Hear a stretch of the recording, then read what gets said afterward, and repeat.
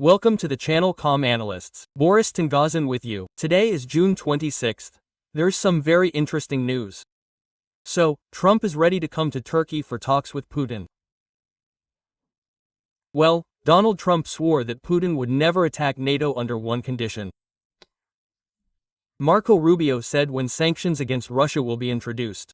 Well, Putin himself was afraid of arrest and cancelled an important trip. China is now covering Iran. And what the defense ministers of Russia, China and Iran talked about on the Chinese warship. Well, and about how Viktor Orban has become nervous lately and why, most importantly.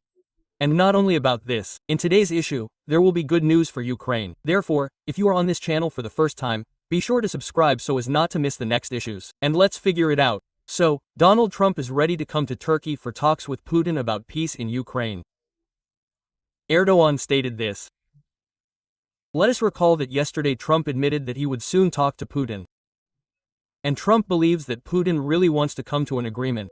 But the main question here is, what does Putin want to come to an agreement on? And I will remind you that Trump was already going to come to Turkey once. Then, by the way, he came up with a pretty good excuse for Putin. Like, why should he go to Turkey? I'm not there, anyway. But the fact is that Trump's rhetoric towards Putin has changed quite significantly. We'll talk about this a little later. And I think that what Trump said at the NATO summit will be extremely offensive to Putin himself. Well, Trump swore that under his rule Russia would never attack NATO. The Washington Post writes about this. According to 3 European officials, the US president said this during a discussion of NATO defense spending. And, in general, some southern European countries, including Spain, resisted attempts to increase NATO spending. Let me remind you that the gut-demanding wish is 5% and higher. And Spain, for example, stated that their security needs differ from those of their neighbors who are closer to Russia. This is a very important point. And the countries of Eastern Europe have already begun to increase military aid. This is a fact. Poland is generally rushing forward with some kind of 7-league strides in rearmament. Well, I would not say that all this began because of Trump, especially in Eastern Europe. That is, to a greater extent, because of the threat from Russia. But those who are further away, why do we need it? What do we need it for? Russia, a threat. Well, and the fact that Trump swore, and, by the way, he swore and said that while I am in power, Putin will not attack NATO. Well, God willing, of course. I remember how it was in general, like in childhood. Remember how there was the most terrible oath. I swear on my mother's heart. Those who said such things, that means it is 200% ironclad. And Trump, of course, fulfills this in this regard. I understand what Donald Trump is talking about, but this is an interpretation of his story about how this war would not have started under me. Any war would not have started under him, although they did. And now he says that Putin's war against NATO will not start under me. Well, it's all logical and clear. That's it. And how can you predict the actions of Osabi, which simply attacked its neighbor, and more than once, and let's remember Georgia. Destroys entire cities, thousands of, civilians, absolutely innocent of anything. At the same time, he says that we are one people. We are one people and demolishes entrances with missiles because some countries believe that the further they are from Russia, the less the threat. Let me remind you, Article 5, which can be applied in the event of an attack on one of the members of the NATO alliance, and implements the principle of collective defense. Collective, that is, and it is not mandatory to implement, that is, it is not like they attacked one of the NATO members, everyone got together and, gave the attacker a beating. No, if one NATO member was attacked, it is considered an attack on the entire alliance. This is clear. However, each country decides for itself what measures are considered necessary, including, well, not necessarily limited to military action. So, you see, what is the point? Article 5, it was applied only once in history after the September 11th attacks, but there it was all heard more in a political context. By the way, friends, do not forget to subscribe to the channel, let more people know the truth. Trump, of course, decided to immediately intimidate Spain. Trump, is this drunk dad who immediately opens the door with his foot after he has had a glass. And it is the same story with Spain. And he immediately said, so, Spain is the only country that does not pay. This is very unfair. They want 2%, they are not moving towards the goal of 5% of GDP on defense. That is why I will slap some sanctions on them, and I will do it in such a way that we compensate, that is, with these additional duties, what they do not want to spend on defense. Well, that is, everything is clear. He promises to compensate through the difference in trade, this firm unwillingness of Spain to increase military spending. I cannot but agree with him on this.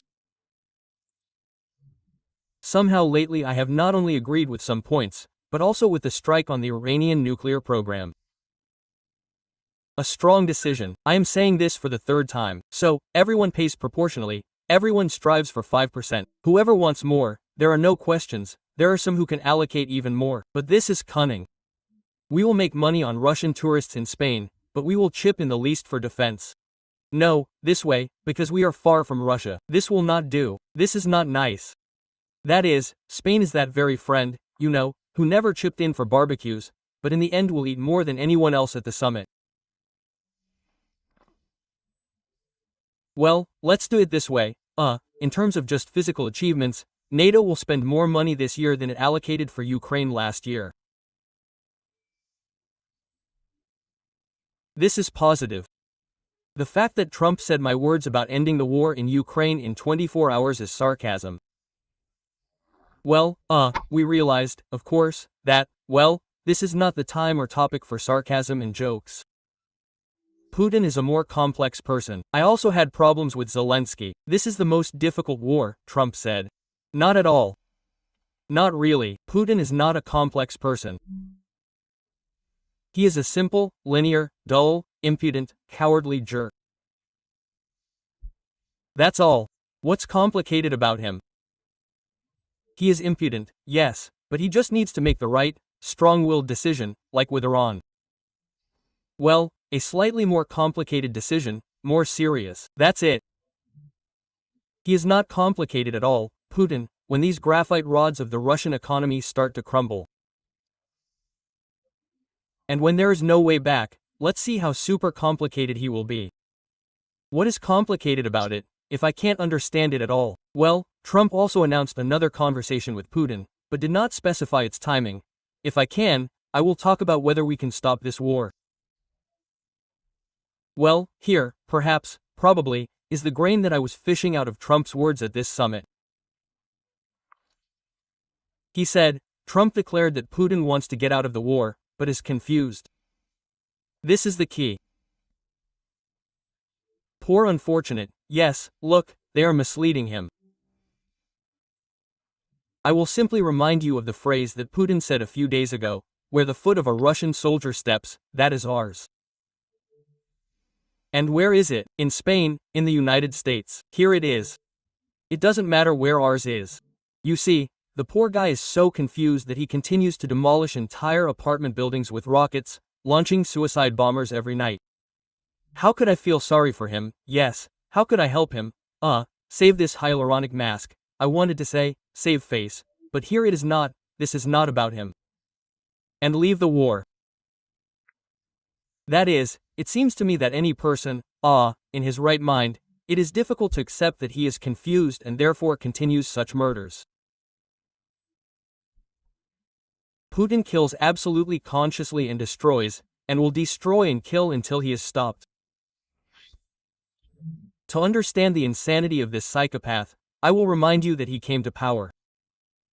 That is, he did not come through 20 years of tyranny. Autocracy. He came to power by blowing up his own citizens in their own homes at night, when everyone is at home. So to understand, he did not become different, he was like this from the beginning. But, however, this is what I was talking about at the very beginning, this assessment of Trump, that he is confused, he does not know how to get out. This assessment is already an extremely interesting signal. That is, let me remind you, about 2 months ago, it was said, Putin is confident of victory. He knows, he can win, he is tough there, and only I can talk to him. That is, now he is confused, he does not know how to get out.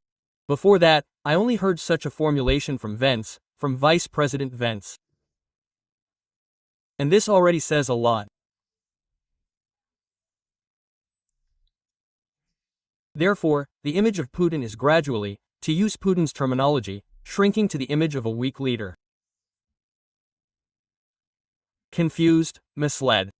Why are you such a loser that you are so easily deceived and confused? Everyone is inflating, but the cheeks are already like apples, and the crap still won't burst. And another important point, when Trump was asked, Trump was asked whether Putin has territorial ambitions outside of Ukraine, Trump said, perhaps. I mean, it is possible. I know one thing, Putin, would like to negotiate and get out of this situation. For him, this is a mess, chaos. Well, and there's this phrase that you have already heard. Can I help you with Iran? Putin called, I can. I told him, no, you help me with Russia. And that's what makes me happy in this situation. Putin very persistently offered himself as a mediator. Before that, Trump said that yes, he offered, but they told him, you sort out your war. Let's put your swamp in order in Russia. You'll drag all those orcish, that is, tribes that you sent to Ukraine back into the swamp, and then we'll talk. Naturally, the Kremlin is not thrilled that the Iranian nuclear program, in which billions were invested, including Russian billions, and experience, and Russian scientists worked there, that this program was attacked. That is, a number of events have occurred recently that showed that Trump understands that Putin is not such a powerful, strong figure. He must be constantly reckoned with. So he did it his way with Iran. He was told, no need, step aside, grandpa, get out of the way. That's all. Putin was shown that no one needs his services. And Trump also showed that he is capable of tough decisions. Yes, we can wait a very long time for this tough decision on Ukraine. We can, but at least a change in the perception of Putin in general is a positive effect. And let me remind you, friends, that so far the aid from the United States has not arrived, that is, it has not arrived in Ukraine since the spring of this year. Yes, our other partners support us, but, everything now rests on the armed forces of Ukraine, so we have an important collection for the companies and strike unmanned aerial systems of the 101st Brigade. We have practically closed it. You are simply incredible. I tell you, every time I have a bunch of this swamp crap there so as not to be banned, he writes threats there so we will find, do not collect, do not take, and so on. Well, thanks to my slight schizoidness, I absolutely do not care about all this. My hands never drop, I am always doing this, but every time I am surprised how cool you are. So let's finish this collection. There is very little left for the vampire drone, a huge hexacopter. He is also Baba Igazivaitsia. Therefore, I beg you very much, and the soldiers will be able to order it in the near future. And for those who, then, came from the swamps to pour in some money on the 10th or the 5th, as you like. The link to the collection is in the description of this video. The collection card number is also there. There is also PayPal for those who want to help from abroad. We see everyone. A huge, huge thank you to everyone. Let's support our soldiers. And if you are not watching on my channel, then the QR code leads directly to the collection can of the 101st Brigade. Rubio. Marco Rubio believes that it is possible for the Senate to consider sanctions against Russia only after the adoption of the budget law. Look, some outlines have already appeared. That is, relatively speaking, yes, we first need to adopt the budget law, and then we will consider it. The Senate is more likely, I quote, Rubio. The Senate will most likely deal with the issue of strengthening sanctions against Russia after he completes work on President Donald Trump's tax budget initiative. You see how it happens. But for now there are no specific ones. Yes, maybe he will, but we already see that they have been postponed, not in some very distant place in Narnia, where they have shoved these sanctions. And perhaps so. The Secretary of State was very consistent, the official who spoke about this. And it was Rubio who said in conversations with American officials that after, and they, accordingly, are already leaking it to the media.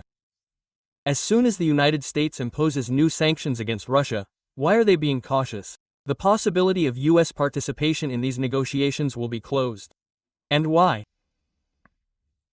And the possibility of US participation in negotiations after the introduction of sanctions is closed only if these are Russia's conditions. God forbid you impose sanctions, you fly. We are no longer talking about any negotiation process. That's it.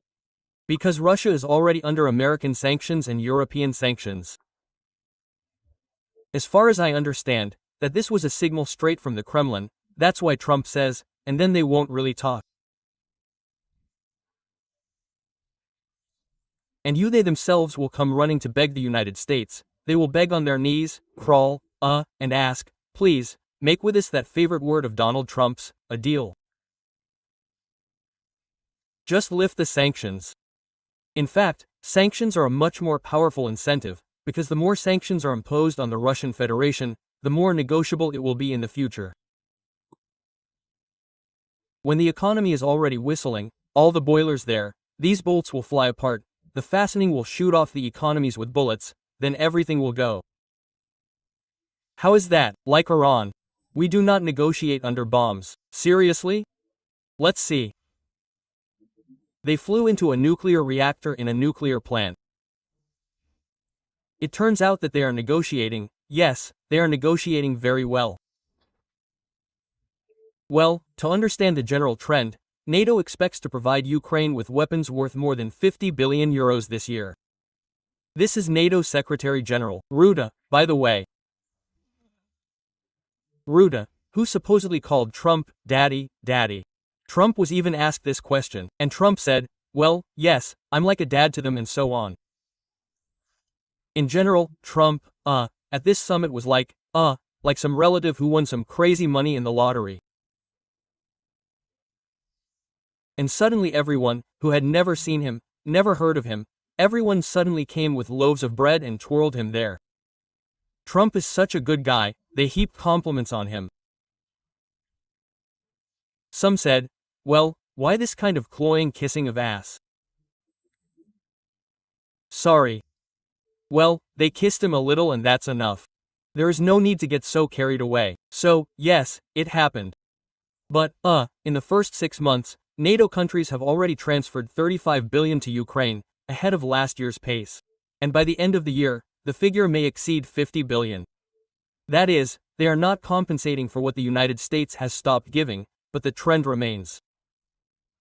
Ukraine is one-on-one with ORDLO, with this evil spirits will not remain. And traditionally, I always say a huge thank you to everyone who supports Ukraine. And also the absolutely correct decision of all neighbors and not only the Russian Federation to arm themselves and mine the border of Russia with Russia and Belarus. I talked about this in the last issue. But in the Russian Federation they still do not understand why these Ukrainians, Ukrasaks, these puppets of the West do not surrender. They are not independent, like the West is also puppets. Well, why don't they surrender? They have such a fork, not even a fork, but a trident of misunderstanding.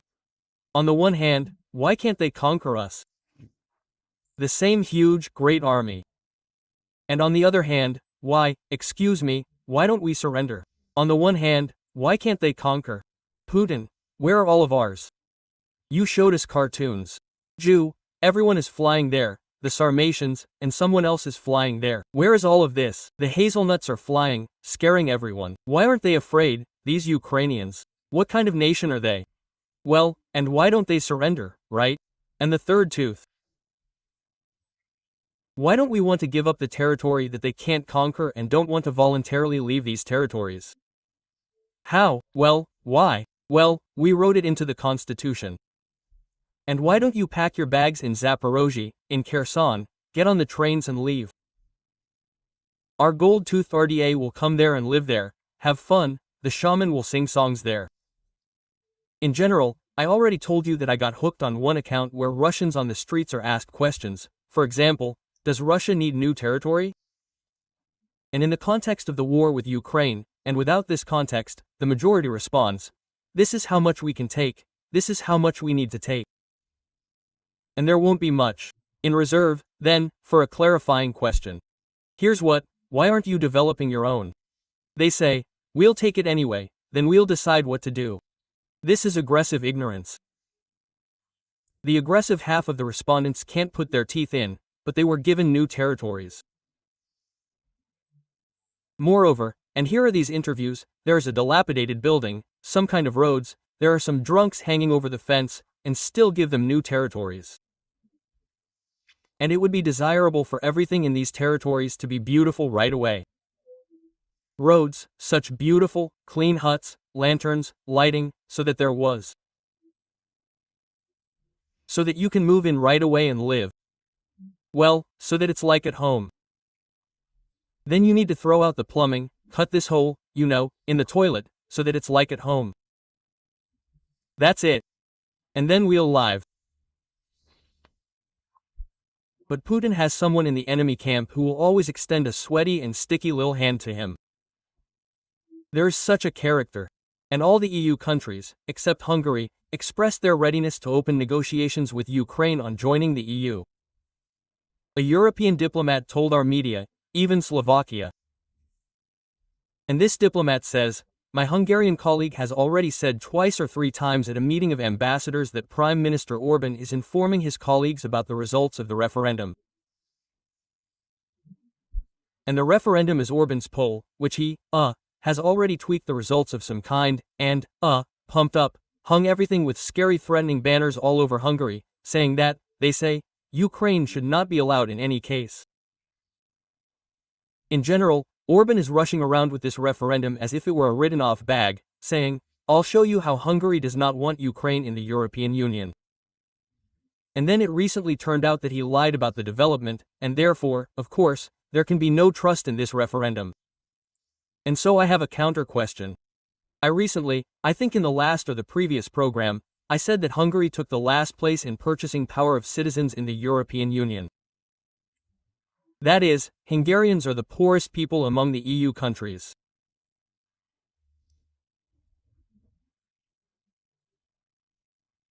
If suddenly one of the countries friendly to Ukraine decides to hold its own referendum with blackjack and FICO on the advisability of Hungary's stay in the European Union and NATO, for example, and then waves this piece of paper at meetings and says, we don't want this poor relative in the European Union.